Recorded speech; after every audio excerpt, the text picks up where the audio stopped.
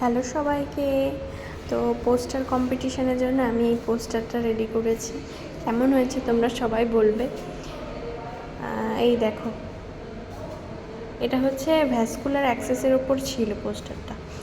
আর আজকে সকালে ডিউটিতে গেছি, এখানে ব্রেকফাস্টে দিয়েছে লুচি আর আলুর দম। আর আজকে যেহেতু রবীন্দ্র জয়ন্তী, তো এখানে পালন হবে।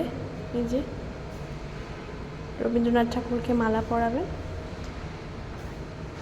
আমাদের ডিরেক্টর ম্যাডাম যিনি আছেন, উনি রবীন্দ্রনাথ ঠাকুরের মালা পরিয়ে অনুষ্ঠানটা উদ্বোধন করেছে।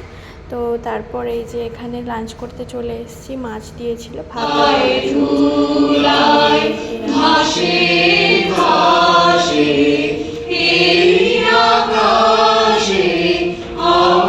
অনুষ্ঠান দেখতে দেখতে সন্ধ্যা হয়ে গেল।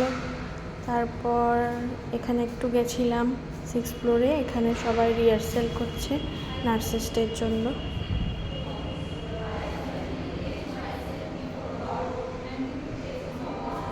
তারপর একটু টিফিন খেতে দিয়েছিল, জিলাপি, সিঙ্গারা, চপ এগুলো দিয়েছিল।